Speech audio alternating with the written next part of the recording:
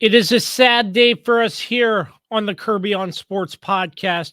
The game that we love, the game that we spend every Sunday sitting in front of a television screen watching from morning till dark into the new day. It's over. The NFL football season has concluded with a Chiefs Super Bowl victory.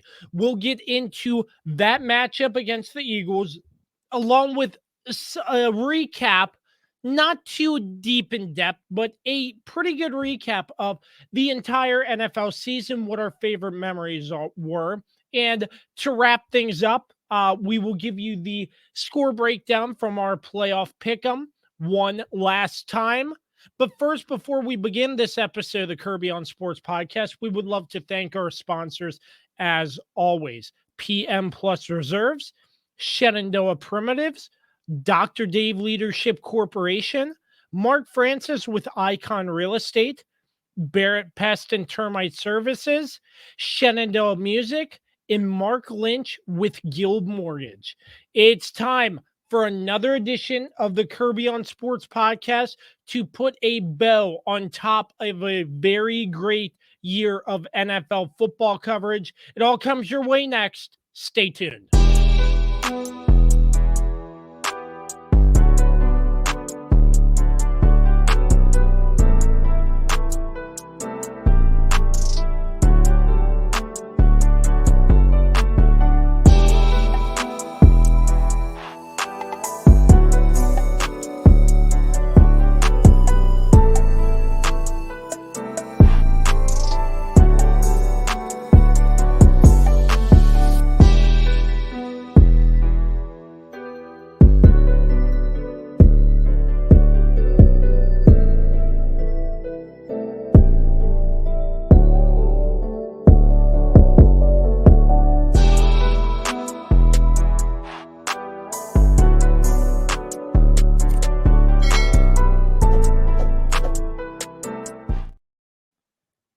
Once again, the Kirby on Sports podcast. I'm your host, Josh Kirby.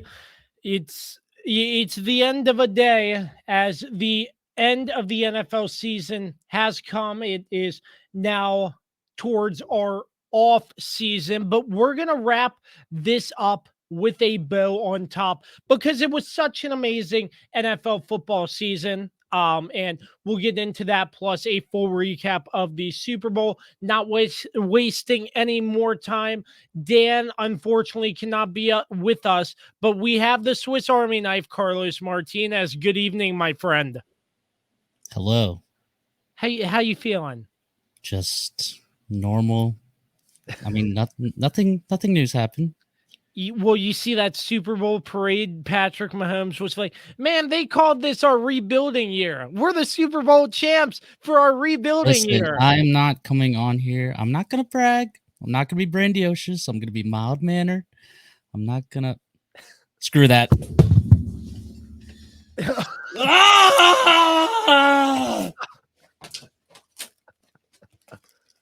Oh, my. Yes! Yes, indeed, ladies and gentlemen. Yes, indeed. Yes, indeed.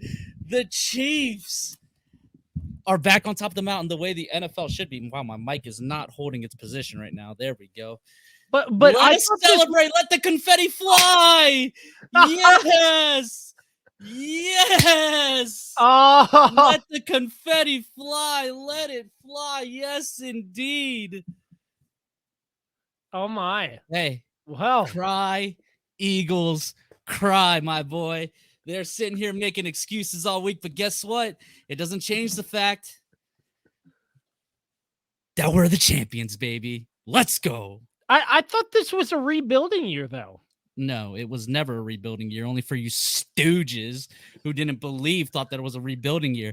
I told you all. The Chiefs are still that team, okay? You don't go to the AFC Championship 5 times in a row and not be that team. Go to 3 of the last 4 Super Bowls, winning 2 of them, and are not that team. Put some respect on the Chiefs' name. Yeah, I don't think Bart Scott did that either. Yeah, a lot of people didn't. The whole Fox crew, those jabronis. Oh, my chair's falling. Oh my gosh. The jabronis. They picked the Eagles, but the Chiefs on top. A lot of people hated on them. I watched that Super Bowl parade, and man, they were going crazy. I think Patrick Mahomes, he probably had a couple drinks in him, Carlos. I saw video that he handed the Lombardi trophy to just a random fan. And he got to actually hold it. I'm like, and Patrick walks off. I'm like, what is he doing? Sorry, I'm having a situation here. Well, Carlos is having a situation, but I did see that video that Mahomes handed the Super Bowl trophy off to just a random person in the crowd, and he walks off. And I'm not sure if you saw that clip or anything, Carlos, but I Eh, thought that was pretty That's interesting. not relevant. It's not relevant. That's not relevant. Who cares? Who cares? The city, Kansas City, the Kansas Cityans deserve to touch it. They deserve to. Well, no, I'm just alluding to the fact that it was probably a very special day in Kansas City for sure. Yeah. Yeah. Tell me something I don't know. The crowd was crazy, and it was a spectacular day. But Carlos, I guess let's just recap this Super Bowl for one final time. Starting off here, I'm gonna sort of go down the drives briefly. I'm really having an issue here. Well, keep talking. Well, Carlos is having an issue, so I will continue to try to get things situated until Carlos is set. But the Eagles, they started off, they got the football to start the game in this Super Bowl. And I'll just say first and foremost, Chris Stapleton, amazing. Yeah, national anthem. That was incredible to see him do the national anthem. But getting back into the action of the game, the Eagles started off, they had a very long 11 play, 75-yard drive with 4 minutes, 51 seconds possession time on the first drive of the game to drive in for a touchdown. So that started things off. And then immediately I'm like, the Eagles, they're looking pretty darn good. Are the Chiefs going to be able to match what they just did? And the Chiefs go out and sort of my concern after I explained that they had a 6-play, 75-yard drive with 3 minutes and 12 seconds possession. It felt like the Eagles were on the field more that first drive, even though it's like a minute in change difference. And it just looked like they were getting the Chiefs defense tired. And the Chiefs offensively went out there and did razzle dazzle magic and went out there and tied the football game with 3 minutes, 12 seconds possession time. It's like, here we go again. The Chiefs defense coming out there, do they have enough rest in them to hold the next possession for the Eagles? And they did that. The Eagles 3 plays, -4 yards, 2 minutes, 11 seconds possession time to force a punt. Then I'm like, here we go. This is a perfect opportunity for the Chiefs to come out and get one on the Eagles because they weren't able to match another touchdown to go up by 7. So 7 plays, 42 yards later, the Chiefs wind up in field goal territory, and Harrison Butker misses a field goal. And the Eagles answer with a 5-play, 68-yard drive, 2 minutes, 32 seconds possession, and the Eagles get on the board 14-7. I mean, the first quarter, the entire game whatsoever, it was just very exciting to see. And it was good that it was so close the entire football game. And I just really enjoyed the entire thing. But just starting off that first quarter, there was a mistake there, a missed field goal that I thought could hurt the Chiefs. Ended up not hurting the Chiefs. But just give me your thoughts there on that, Carlos. I mean, yeah, that's basically how it went. It was basically just the Eagles had a decent first drive, kind of set the tone on how the day was pretty much going to go, pretty much how that whole first half was going to go. And the Chiefs basically responded very well on that first drive. You know, they moved the ball down the field pretty effortlessly. Jeez. And, you know, yeah, and of course the big touchdown to Travis Kelce doing the stanky leg, you know, throwing it back to, you know, back when I was like in high school. It was awesome. It was it was a great first drive, and then of course, the Chiefs defense, holds up pretty well in that, on the Eagles' second drive, and then they drive down the field, getting a field goal range. Andy Reid decides he's not going to be aggressive on 4th and 3, I believe it was, and sends the field goal unit out. Of course, we know Butker, who has been kind of shaky all season. Granted, he was dealing with a high ankle sprain earlier in the season. That kind of threw him completely off all season. Of course, he injured his ankle at Arizona on the first week of the season. So there's that. Yeah, I mean, he misses that field goal. It goes, it doinks off it goes left, basically. It doinks off the left, upright. And, then it just kind of set in motion, this kind of feeling of the Eagles might run away with this, is what it started. It seemed that way for quite some time, given that the second quarter, the Chiefs only had 2 punts. The Eagles did have a fumble, though, to tie the game up. I think that, in a way, hurt the Eagles, but not as much because this game was just No. That's ultimately what ended the game for the Eagles. When you really think about it, they gave away 7 points there. They lost by 3. Had Jalen Hurts not given that fumble up, they would have won by 4 if all things had continued. So ultimately, that was the difference in the game. That's the only big mistake that any of the quarterbacks made. There was no interceptions. There was no other real big mistakes. And honestly, there was a chance that there was a second one. Bolton almost brought back a second, fumble for a touchdown. But of course, it didn't count. So to me, it's that's what it is. That was the biggest play of the game. That was the game-winning score, essentially. I mean, we all know it was the Butker field goal, but essentially, Jalen Hurts doesn't give that up, the Chiefs don't win the game. Yeah, now that I'm looking at it from that perspective, I can agree with you there for sure. Just going off randomly, though, we saw this more in the second half, but what the hell was the issue with the playing field?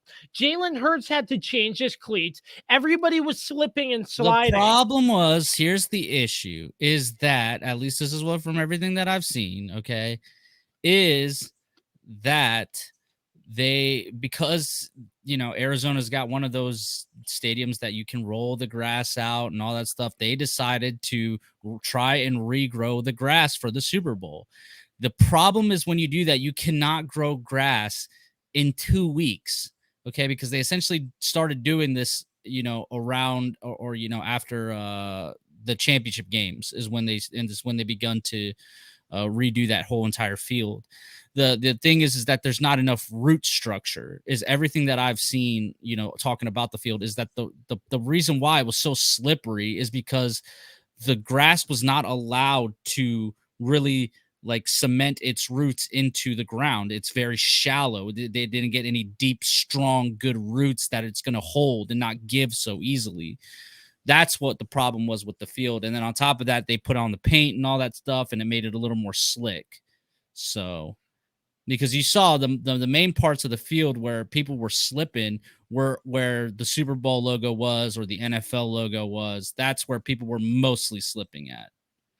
Yeah, I understand they're trying to grow it nice and thick, but why even attempt in 2 weeks? Well, don't ask me. This is the NFL, I don't man. understand it. I just don't.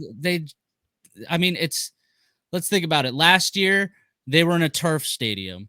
The year before that, they were in Tampa Bay, but Tampa Bay doesn't do, they know what they're doing with their stadium, I guess you could say. The year before that, they were in Miami, a place again where they can't necessarily tear it up and all that stuff, right? Yeah. It's just one of those things where Arizona, because they can move I guess the grass outside of the stadium and all that stuff, they just feel like they can do that because it's not just solidified into the ground already. What we may But not. also, I mean, Arizona I mean, week 1, the Chiefs complained about the field. The field just has not been good all season. Yeah, I feel like that should be addressed in every Super Bowl, the field condition, because I just don't think it's right that players are slipping and I mean, listen, I mean, what's the difference between a bad field and, say, a snow game and a rain game? You know, ultimately, it's like there is no advantage for any team in that situation, and the perfect conditions, you know, Mhm. stuff is just not. It's not really relevant, honestly. Like, you just got to kind of play through it. So it's like, oh well, you know, it sucks to suck. Both teams have to play on this field. It doesn't give anybody an advantage. Yeah, but that was another point I wanted to bring up. But going back to the game, obviously, Patrick Mahomes re-injures his ankle, and in the back of my mind, I'm like, the Chiefs are down, and Patrick Mahomes tweaked his ankle. I'm like, could this be it for the Chiefs? And then I'm like, this has happened before. Patrick Mahomes is not sitting out. They still have hope. And Well, it's more of like this one looked a little different yeah. because he was just in it looked like he was just in more pain than we had ever seen him on, you know, in. And you saw his reactions when he got to the sideline. You know, it just didn't look good. And at that point, you know, the Chiefs were down 7. Yeah, they were down by a touchdown. At that point, it was 21-14. Because of course this was post Jalen Hurts fumble, and then of course they came back and scored on a very long drive. The Chiefs offense was barely on the field. I think they only ran 18 plays in the first half, which is insane.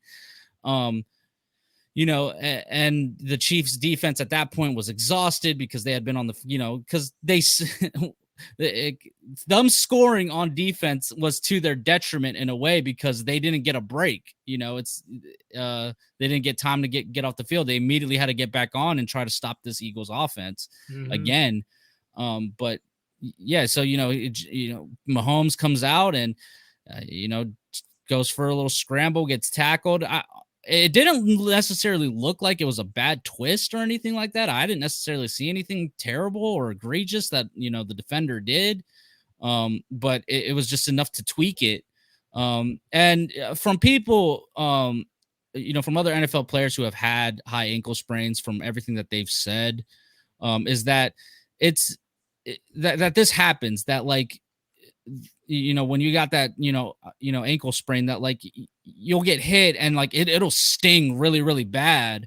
But then like after like maybe, 20-30 minutes, like it's fine. It's back and you're good to go. And that's essentially what it looked like happened, is that like it just like he agitated it more than re-aggravated it.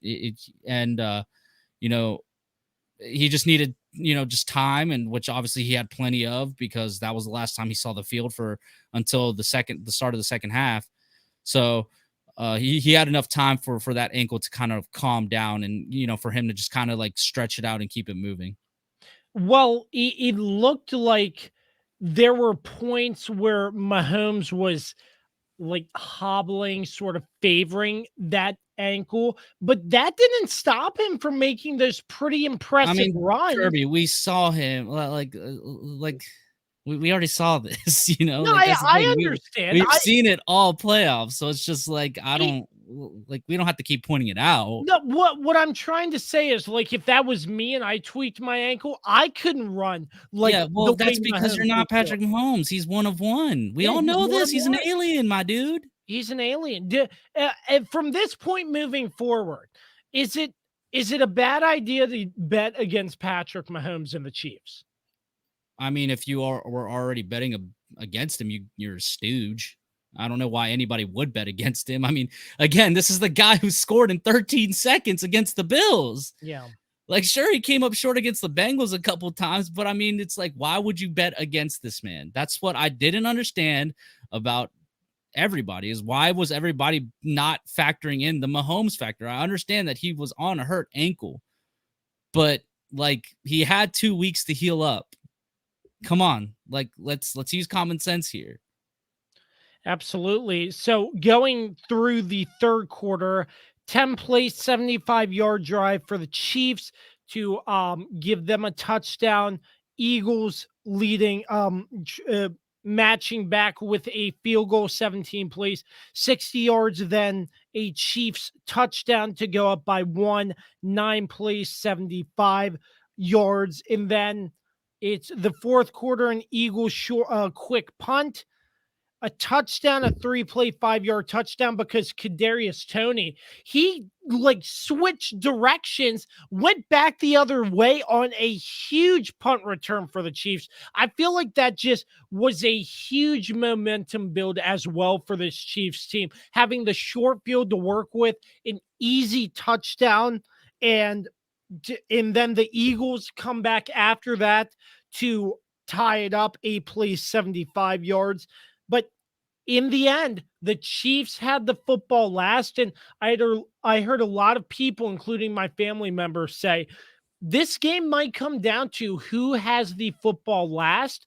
And in this case, that's what happened, as Harrison Butker nailed what was essentially the game winning field goal. And there was just not enough time for the Eagles to try to come back and win the Super Bowl.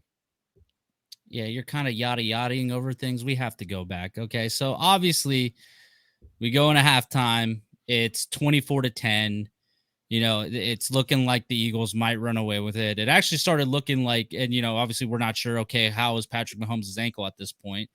So we're not entirely sure how the well, no, it was more of like, maybe some of these predictions of the Eagles running away with it, like Felice, of course, the owner of Anthony's Pizza, who was on our Super Bowl pregame show. He predicted, what was it, 41, 42, 17, something like that. I was like, oh man, is this really about to happen here? So it was definitely kind of a sombering moment is the word I'm looking for here. Yeah. Of thinking maybe this just isn't going to happen. Maybe the Chiefs aren't the team of destiny that we thought they were. Maybe the Eagles just have too much talent to overcome. Like, our defense is struggling to make a stop here. But you had to have a little faith, because, the Chiefs are, despite what Peyton Manning says, that there's never any time to actually make any adjustments, we constantly see it with the Chiefs. They make great halftime adjustments all the time. I and agree. This time they had over 30 minutes to really try to figure this out. And obviously, if you listen to, interviews with Patrick Mahomes, if you listen to, the New Heights podcast with Travis Kelce, and just, again, the post-game, press conferences with all the other players, is that what happened in that locker room was them kind of coming to the realization that they weren't playing like themselves. They weren't having fun. They weren't, and on top of that, they weren't, the Chiefs offense just wasn't really on the field. I mean, it was like a 22-8, differential in terms of minute about possession time. The Eagles having 22 minutes and the Chiefs having only 8 minutes of possession. It just didn't necessarily, the Chiefs just didn't get opportunities to really, go out there and put up points. Yeah. And that's credit to the Eagles for, to the Eagles defense, who played, I think they played a pretty good first half. I mean, they pretty, aside from giving up that touchdown to Travis Kelce, I mean, they pretty much held the Chiefs in check, and then, you got to credit the, the aggressiveness of Nick Sirianni and that offense, for constantly going for it on fourth downs, and, and obviously having that scrum play that's absolutely unstoppable. And the Eagles extending their drives for longer and longer, having these long drives. I mean, they were definitely in control going into the second half. But of course, the Chiefs knew, hey, we get the ball in the first, to start the second half.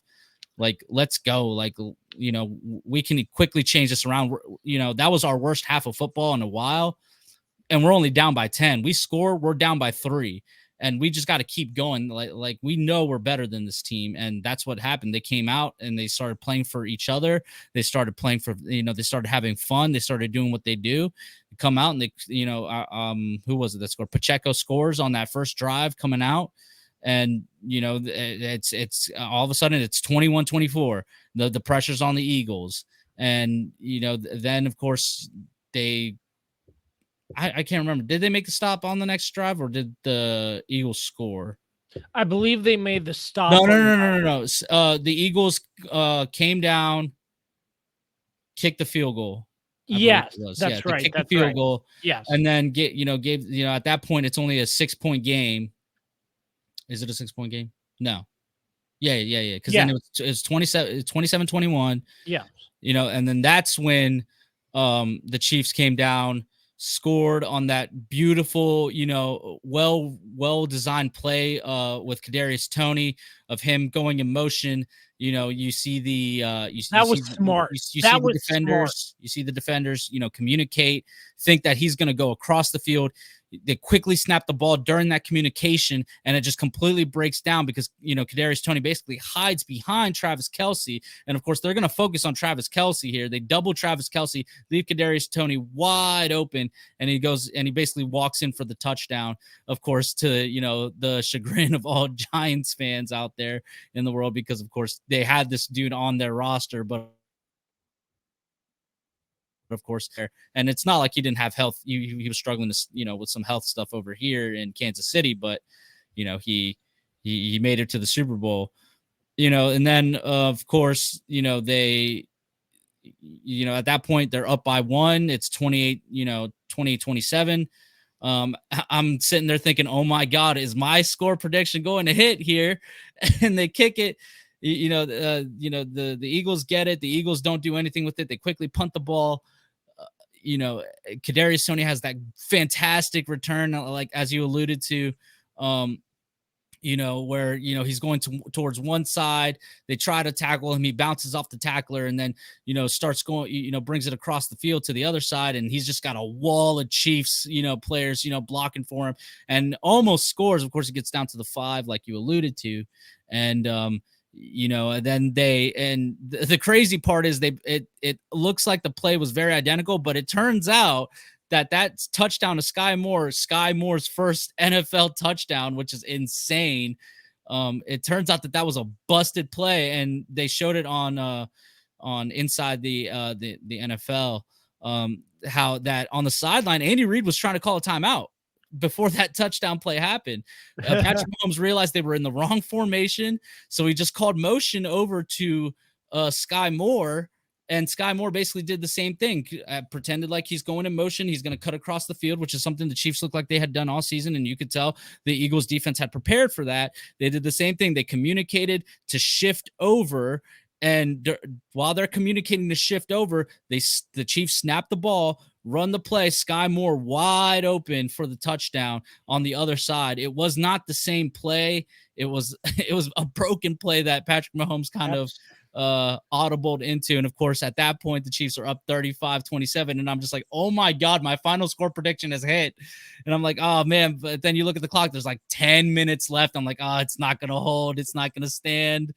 And of course, as we saw, then Jalen Hurts has the great response, marching his team down the field. But when they score, and of course he scores the touchdown and he scores the 2-point conversion. He scored the octopus. But I looked at the clock and I was like, they left like 5.5 minutes left. I'm like, that's a lot of time for Patrick Mahomes. They might have messed up here, because I was expecting them to have a long drive and leave us with like 2 minutes left. But also there was a sense of security at that point, because we're like, okay, it's 35-27. We can't lose the game here, right? The best that the Eagles can do is tie. And we know we're going to get the ball back, at least, like, we're going to get the ball back with at least 2 minutes left, because at that point, the longest drive was like 7.5 minutes.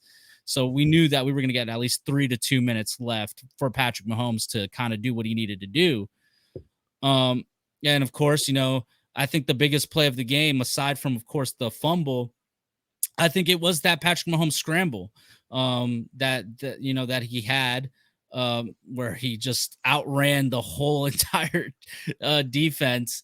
defensive line, moves up in the pocket, sees a wide open space. Everybody was covered on that play, and he just scrambles for I believe 26 yards, and gets down, gets us into field goal range, and of course comes up. He's wincing a little bit, but you know you could tell he was fine. And then of course the penalty happens. We all know. I gave my thoughts on that during our post game show. I do believe it was a soft penalty, but by the letter of the rule, you got to call that, I guess. I mean, you were letting go of some pretty, much more egregious stuff, especially earlier in that drive with Bradbury on Juju Smith-Schuster as well, where he clearly was doing pass interference on that play, and they didn't call that. But they're going to call a little jersey pull. Again, kind of showing the inconsistency of reffing this season. So obviously it came to the benefit of my team, but I can understand why people were very frustrated with that call. Because if that was called on the Chiefs, like I'd be very frustrated as well. So I totally understand it. But and then of course, McKinnon, who has the opportunity to score a touchdown, and which is always a big deal in the Super Bowl, does the veteran move and does not score. Goes up, short on the one. At that point, Philadelphia doesn't really have any timeouts left. And the Chiefs kind of bleed it down to 8 seconds left. Kick the game-winning field goal at that point.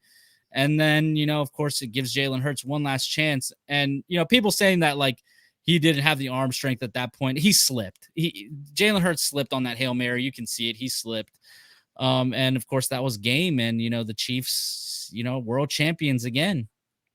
Thanks to Jerick McKinnon only having 3 receptions, my parlay failed me in the Super Bowl. He needed to get 3.5 and he only got 3. But regardless, I think it's pretty funny, Carlos, how that I didn't even realize this, but that Melvin Gordon's the Super Bowl champion. Yeah, he rode the practice squad. Yeah, he didn't do jack squat. But no. I thought that was funny because he got released from the Broncos, obviously signed to the Chiefs, and I saw that. I thought that was pretty funny too. But I think it was just a very great game, and you saw it on YouTube Reels, the Kirby on Sports podcast. Kelsey Nicole Nelson said, "We need a good Super Bowl," and I feel like that's what we got in this game, and just a perfect ending to a great NFL season. Others would disagree with you. The discourse I've seen is that the game was good up until the end, and that end was anticlimactic, and a lot of people were disappointed with the ending just because it was made on a ref's call. Of course, I of course disagree. I think this was a great Super Bowl. I really enjoyed it. I think, a lot of a lot of people stepped up from, of course, Jalen Hurts, who damn well could have also won the, the Super Bowl MVP on the losing side because he was insane. He was playing out of his mind. The best game I've ever seen the guy ever play, to, this Chiefs defense who, is, full of rookies who really stepped up and made the plays when they needed to. This wide receiving core of Kansas City who, wasn't really doing much in the first half, but then in the second half, Juju Smith-Schuster comes alive. Sky Moore scores his first touchdown. Kadarius Toney scores, and really kind of showed that, hey, like, Tyreek was a big part of our offense before, but just because he's gone, like, he wasn't everything. We still have Patrick Mahomes. And as long as we put some talent around him, he's going to he's like Brady and Manning. He's gonna he's gonna raise these ships with his tide. He's gonna bring people up to a new level. And it was awesome to see just how great a lot of these young players did. And of course, like Jalen Hurts being one of them. Like I said earlier, Jalen Hurts is only 24 years old. Like that dude is just starting out and he was playing out of his mind. So I thoroughly enjoyed the Super Bowl. I don't think the ending, I don't think the call should really take away from anything, because at the end of the day, this is football, and that's part of the game. You're gonna get some calls, you're not gonna get some calls. It is what it is. Absolutely. It's just, I just can't believe it's over. Um, it was a very, very exciting season. I understand why you say some people think it was anticlimactic because of the refs call, neither here or there. I mean, like Well, you it's just said, like anybody saying that call, is why the Eagles lost. That's not true. You guys didn't stop them at all throughout the whole game. Hell, you guys, Patrick Mahomes' only incomplete pass was, I mean, like he only had one incomplete pass in the second half. Like you guys didn't stop the Chiefs at all. Like there was ample opportunities for you guys to run away with this game, to shut this game down. You guys had plenty of opportunities in the second half, and you guys didn't do anything. You guys only scored 11 points in the second half. Like what are we doing here? Like my thing is that like this game, this play is not, this call is not as egregious as the non-call in New Orleans a few years ago with that missed pass interference, when the Rams and Saints played, like this is like it was a hold. It was a hold. It was a light hold. I personally wouldn't have called it, but it was a hold. Like you guys can't argue it. Bradbury already came out and said, hey, it was a hold. Like, I thought I was going to get away with it, but I didn't. And it is what it is. But again, that play did not, did it maybe rob the Eagles of a chance to respond with with less than 2 minutes left in the game? Sure, but I mean there's no guarantee that they were going to be able to go down the field like that, because essentially throughout the whole entire game, like yes, the Eagles were moving down the field, but they were moving down slowly, methodically. At this point, they were not going to have any timeouts, and they were going to have to make some big plays. And sure, they were only going to have to get into field goal range, but I don't know. It's just like do we really think that the Eagles were going to get it? Who knows? But at the end of the day, it just didn't happen. So it is what it is.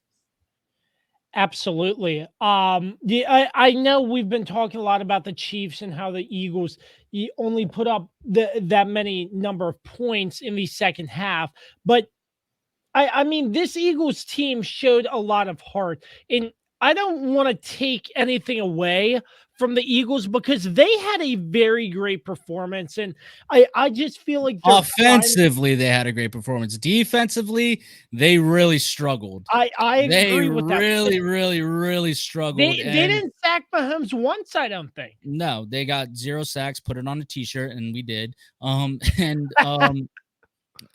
yeah, it was I mean, Gannon, this has been Rich Gannon's biggest flaw all season that I've seen a lot of Eagles fans talk about. Rich He is Gannon. terrible at adjusting, at halftime adjustments. You saw this constantly. And again, you can't fault the Eagles for their opponents, but when you really, but again, break it down.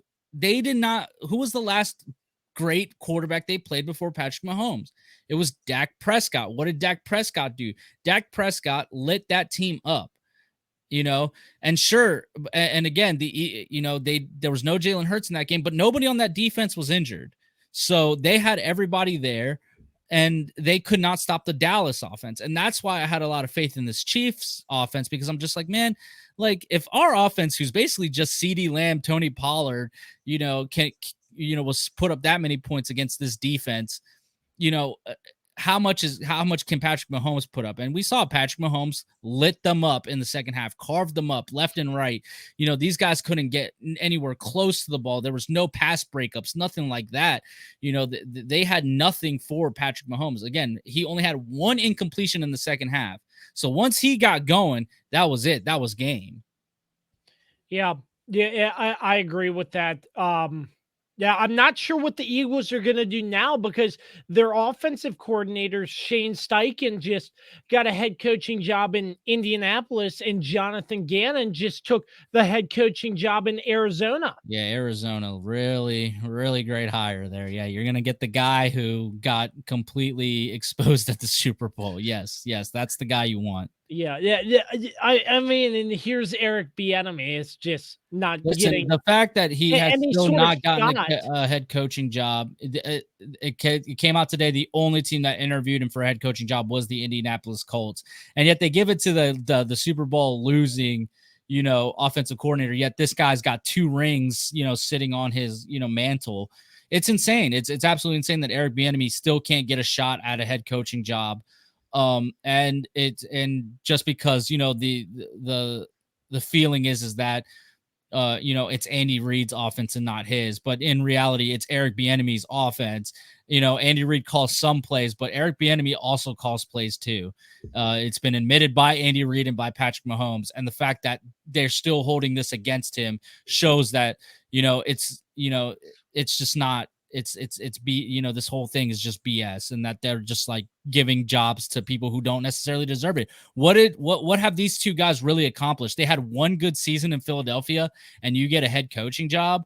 Like, get out of here. This dude has consistently had one of the best offenses in the NFL for years, and he can't get a sniff at a head coaching job. It's ridiculous. It's ridiculous. This is like borderline criminal what they're doing to Eric Bieniemy.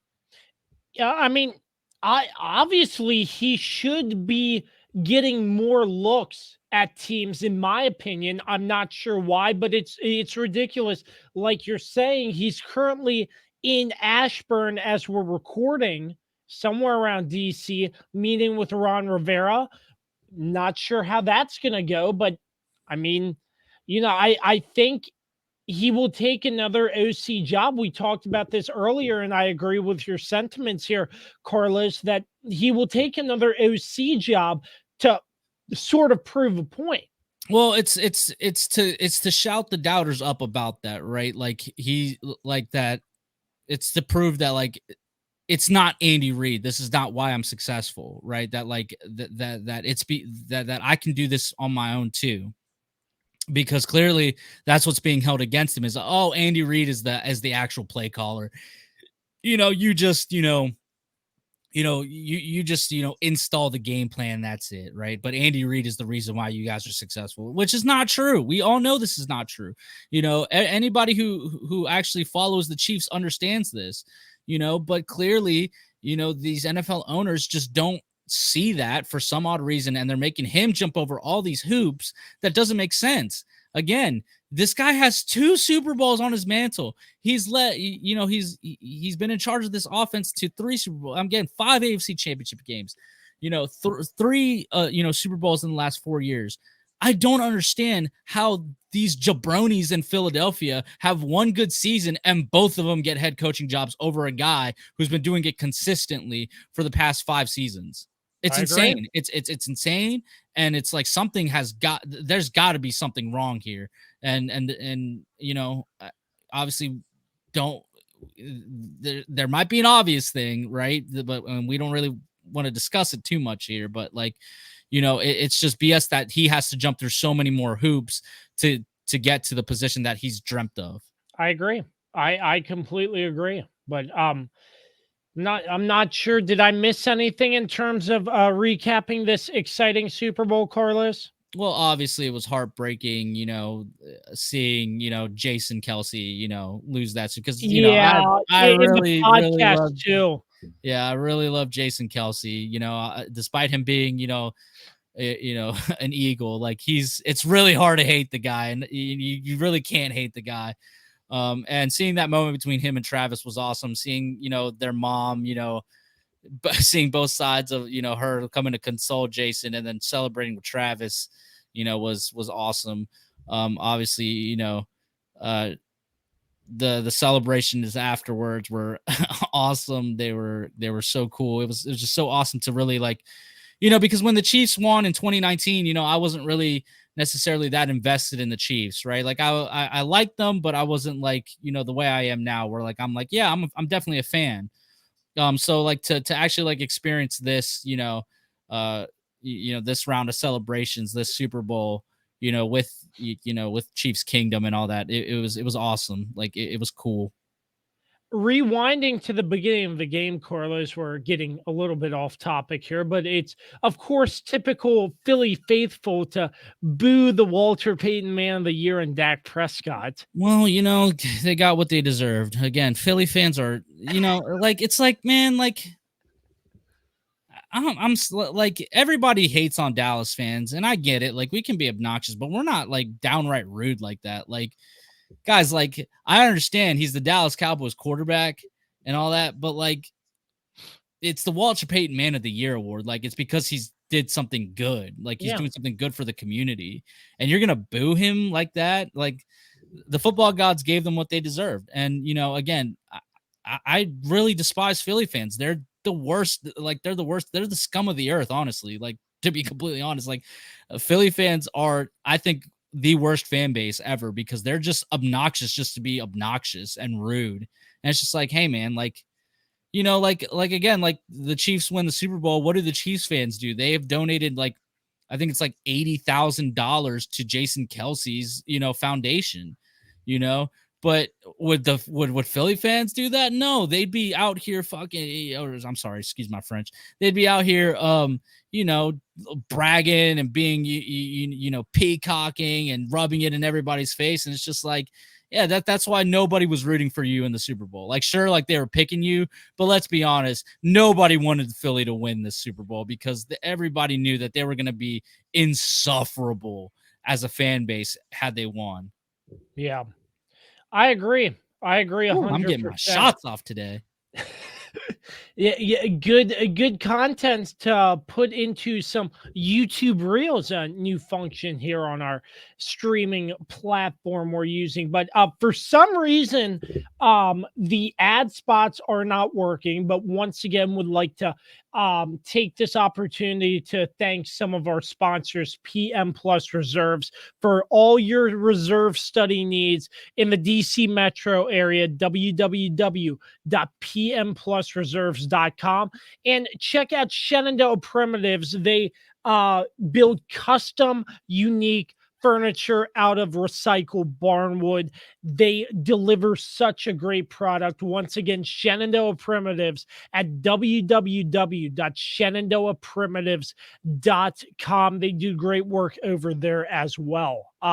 So getting into what I'd like to discuss next, briefly, Carlos, is just an overall sort of, this is not really any guided any sort of way, but sort of your overall review of how great this NFL season was, and some moments that you really enjoyed. I mean, obviously, like I don't think this was the best NFL season we'd ever seen. I mean, I don't even think this was the best playoffs we'd ever seen. I actually think these playoffs were a little boring. I agree. They were a little boring. But the Super Bowl definitely, I think, lived up to the hype. I think that it definitely paid off in a big way. But I think it was an average season. I mean, there wasn't necessarily too much drama. Not any crazy storylines. Obviously, there was, are the Chiefs rebuilding or not storyline. But I mean, for us that knew, we were like, we expect the Chiefs to still be good, and yeah, I mean, it was just another NFL season. I don't think this is going to be one that's going to be necessarily. I think the Super Bowl is going to be something that's going to be remembered, but I don't think the season as a whole, aside from maybe, of course, the tragic, Damar Hamlin situation and all that, I think that's the only thing that will like really stand out from this NFL season. I totally forgot to touch on that. Damar Hamlin's appearance on the field before the Super Bowl. That was really great. And they did an interview with him pregame too. I just thought that was incredible. Absolutely incredible. Yep. Yeah. So from my standpoint, just picking out a few games in general, week 1, I remember after the first week, we were already discussing what the heck are the Broncos doing. They get Russell Wilson and the Seahawks beat them by a point. Yeah, bad coaching. We already started talking about that come week 1. And other games, obviously, you have the Cowboys week 1, Dak Prescott injuring his thumb. Oof, it was doom and gloom for us, Cowboys fans, because Cooper Rush came in and did a service. Well, let's set the table there. Again, we had just come off of that heartbreaking playoff loss to the 49ers. And we felt as if the Dallas Cowboys did not do enough in the offseason to improve the team. As a matter of fact, we thought the team had gotten worse, and then, week one, we looked terrible, offensively. And, we lose to Tampa Bay. And then, of course, Dak Prescott gets injured. And we're like, oh, man, now we got to try to do this with Cooper Rush. We look like doo-doo, beforehand. And then, yeah, like you said, Cooper Rush comes in, goes 4-1. Obviously his only loss was to the Philadelphia Eagles. And, really kept our season afloat and, kind of propelled us to go, to kind of match what we did the season before. We went 12-5 again. So, all in all, hopefully Dallas sees kind of what Philly has done and, what the Chiefs have also done too, in terms of replenishing talent and, keeping, talented players around your quarterback, because he can't do it all himself. Like even Mahomes couldn't do it all himself. We saw what happened, during the Super Bowl in Tampa Bay.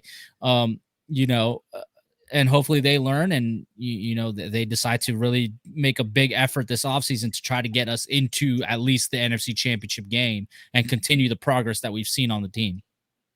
Week 7, we traveled to M&T Bank Stadium, witnessed the Ravens defeating the Browns 23-20. That we did. Down I-95 a little ways, the Commanders defeated the Packers 23-21.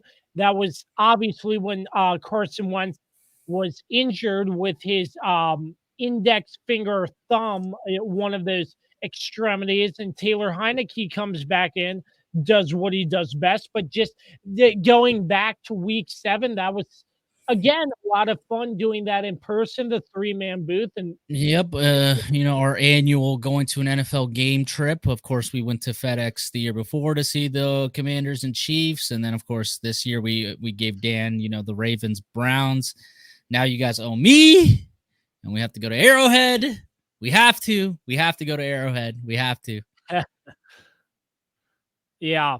I mean, that going to games, and then I will say Sunday, November 6th, week 9, the Vikings edged the Commanders. I was at that game. It was tough to see. And then that evening, I was watching on the way home the Buccaneers and Tom Brady defeating the Rams, comeback victory. Snooze fest. Was. What a snooze fest. A lot of games that kept you on the edge of your seat, but then it counteracted with a bunch of games that just made you fall asleep. So I agree with you. This season wasn't the best, but there were some moments that I'm grateful that I got a chance to witness live in person, and some games I got to witness live through a television set. And I don't think I don't think I'm ready to handle no NFL football for the next couple of months. Well, it's going to be tough, really tough. Sucks. Like you're going to have to get over it because it's here. Sucks. We all knew it was coming. It sucks. But being down in the dumps because the NFL season is over, you can just boost your energy by drinking a can of Don't Sleep Energy, the official energy drink of the Kirby on Sports podcast. Visit their Amazon site, amazon.com/shops/don't sleep. Use discount code Kirby123 for 10% off your entire order every single time. A few more of our sponsors we'd like to thank throughout the course of this season: Dr. Dave Leadership Corporation, Mark Francis with Icon Real Estate. You can reach him at 540-247-1527 for all your real estate needs in the Winchester surrounding areas. Also, Bear Pest and Termite Services, Shenandoah Music, and Mark Lynch with Guild Mortgage. So now, looking ahead, Carlos, I sort of just want to do a brief preview, nothing too major, but the XFL starts this week. Ever since COVID brought it down, local team DC Defenders. They open up their season at home Sunday at 8 o'clock. They play at Audi Field. Oh, he's got a bottle of No, pride on. not a sponsor. Not a sponsor. Not a No, sponsor. but still, you said it was a good drink. Not though. a sponsor. Not a sponsor. We don't discuss it. All right, never mind. But anyways, going back to what I was saying, XFL, the Defenders open up Sunday at 8.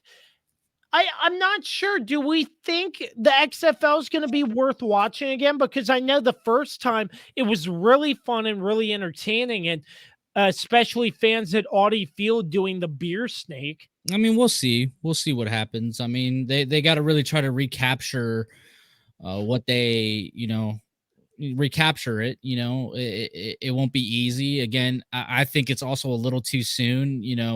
I think people would like a small little break between XFL and NFL. I feel like it's definitely too soon. I think, yeah. I mean, I don't know, man. I just And the USFL in April. Who the hell cares about the USFL? What a weren't you the one that brought up Philly lost? Yeah, I did. It came to my attention that Philly had lost 4 championships in the span of 7 months. They lost the USFL championship first, then of course they lost the MLS Cup and the World Series on the same day, and then of course they lost the Super Bowl. So, tough go for the city of Philadelphia. But guess what? Your fans, your city deserves this because you guys are a bunch of scumbags. So congratulations. You reap what you sow. Yeah. But I'm really interested to see how the XFL before COVID hit comparing to now will be. And remember it's new. It's new leadership, new ownership. Of course, now it's run by The Rock instead of Vince McMahon. It's not as many teams. There's some new teams. The San Antonio Brahma Bulls. Of course, the DC Defenders are back. There's a couple of same teams. I mean, it will be interesting. Of course, there's new players too. It's not Cardale Jones who's going to be the quarterback of the Defenders. It's going to be I like Cardale. I can't say the guy's name. I don't remember the dude's name for DC. Man, I haven't even looked at a roster or anything. I think he played for the St. Louis Battlehawks before, and then on during the first stint, if I'm remembering this correctly, and then he played for the Kansas City Chiefs for like a season. Let's see. I'm looking. They're hyping this up. It looks like oh wow. Yeah, it looks like they're almost sold out. Just looking at tickets. Well, again, Audi Field is not the biggest stadium. It only fits a little around 20,000, maybe a little less. Yeah. So, it's a soccer stadium. It's not going to be hard to necessarily sell that game out. And hopefully it's a great atmosphere there, but, we'll see. Eric Dungy is the starting quarterback. He came from Syracuse. Eric Dungy? Yeah. Am I doing my thing? Where did the other guy go? Or is he the backup? Unless De'Eric King. There are 3 quarterbacks on the roster: Jordan Tomu, De'Eric King, and Eric Dungy. Maybe I was wrong on who the quarterback was.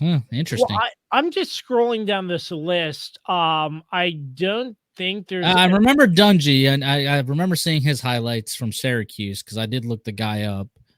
Obviously, the King guy is from Miami. He played at the U. Yeah. Where did the other guy? I'm wondering where the other dude went. Oh, interesting. Well, cool. Maybe he dropped out. My information must be old. I don't follow. I haven't updated myself on Defenders news in a while. So yeah. And Reggie Barlow is the head coach. No idea who that is. I don't really know much about him, but Pep Hamilton was the former head coach, but he took a job in the NFL with the Chargers. I believe his last stop was. I'm not sure where he is currently, but it's going to be a lot of fun as the XFL starts in a couple days. And another good tidbit of news, Carlos: pitchers and catchers report. Baseball is back. Yeah, nobody gives a damn about baseball, dude. I knew you'd say that. I just wanted to hear your reaction. Yeah, who cares? I mean, we got You don't like baseball? no. Baseball's the most unless you go to the actual game itself, it's the most boring thing on television unless it's the World Series. Oh yeah, the World Series There's is too fun. many games, and the regular season doesn't matter until like maybe the last 20 games, right? Like that's that's it. It's the same thing with the NBA. There's too many games now. I mean, who really cares anymore? Everybody watches during the playoffs, and that's it. You know, it's the same thing with college basketball. Nobody watches the regular season. Everybody watches March Madness. Absolutely. Absolutely. Be on the lookout, though. Some MLB coverage coming to the Kirby on Sports podcast soon. But to wrap things up, Carlos, we have the official standings for the Kirby on Sports playoff pick'em. Goddamn right. All right, now do it. Yes. Oh yes. Yes, Carlos. Oh yes. I know why Dan isn't on here, because he didn't want to get shamed for having to buy you dinner. Yes. Am I right? Yes, indeed. Yes, indeed. Yeah, Dan didn't want to come on So here. here, no. Let me set the picture. All Picture here. Okay, so of course, going into the Super Bowl, Kirby was already there was no way he had already lost after the championship Because I weekend. suck. Well, you know, you do. You know, this is your third year or your second year in a row, you know, losing. So you suck. You know, it's to start picking with your head and not your biases. Thank you. Because if you would have picked the Cowboys, you would have at least tied with Dan and you could have done a tiebreaker. Okay. But no, you decided to go with Tom Brady. Yes. So You can I bash me for have that. officially claimed the throne. I will be champion for the next year, of course. I dethroned Dan, who, ironically, Kirby, with your record at 8-5, last year you would have tied Dan for first place because Dan won the Pickups Challenge with an 8-5 record.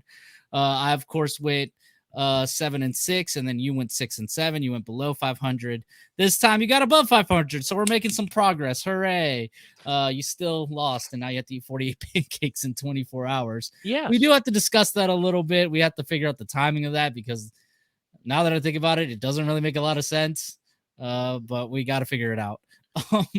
Of course, Dan, of course, gave me a run for the money, and really, and of course, posed the biggest challenge, to overcome. He comes in second place. The deal, of course, was loser buys the winner dinner. And of course, your boy has two belts on my shoulders, 2 belts on the graphic. Your boy is the champion. Okay. Acknowledge me. Put your ones up in the airs, ladies and gentlemen. Okay. Acknowledge the head of the table, the tribal chief of this podcast, the Roman Reigns of this podcast. I'm going to have a long reign, ladies and gentlemen, because I might as well win this again next year. All right. So get ready for the long reign that is Carlos the Swiss Army Knife Martinez. Yeah. The world is right. All right, now. Congratulations, Carlos. I'm very happy for you, my friend. Thank you. Because again, I wake up in the morning and I piss excellence. I'm a champion for a reason. There's a reason why I got 2 belts, and now you see why, because I'm awesome. Yep. Too bad you don't have the Patrick Mahomes custom belt. I mean, all I have to do is put Chiefs logos on this one. Yeah. That was pretty dope, though. It looks like my belt. I forgot to mention one last thing about the Super Bowl. Chad Henne is retiring on Anything is possible with Chad Henne. So retires a champion. Love it. Yeah, and he didn't really have. He retired with a beer in his hand and a champ shirt and Bud Light. What? Man, I'm surprised you don't have your champs gear on, Carlos. Because you can't get any champs gear right now. You can't? No, it's all back ordered. Yeah. Dude, I already bought some champion gear, and it's not gonna get here until like May, it says. Really? I don't know if that's gonna be true, but What'd you get, the shirt or the hat? I got a new jersey. Oh, I can't wait to see that. It's just a Travis Kelce jersey Oh, there you with go. the Super Bowl logo on it. Oh, the Super Bowl logo. That's probably a very nice addition. I do But have to figure out whether I'm gonna make Felice pay up on his deal or not. you said Make you him wear a Chiefs helmet. Might go buy me a Chiefs helmet, make him wear it instead of a shirt or a jersey. it's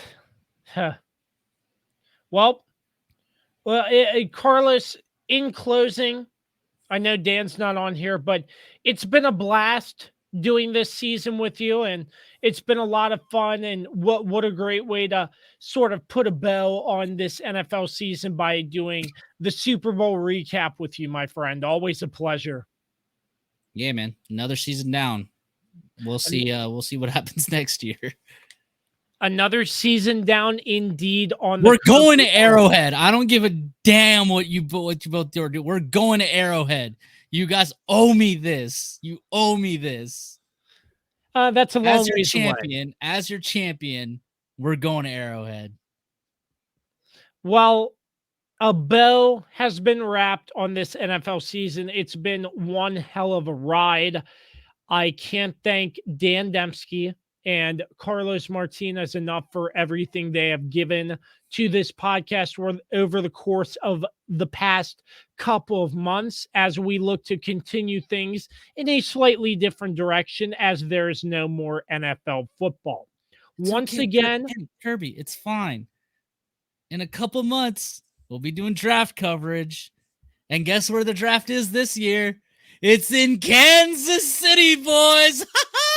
Oh, yeah. Home of the champions. That's go. right. We'll be doing it live from Anthony's. Hopefully, Dan can join us this time.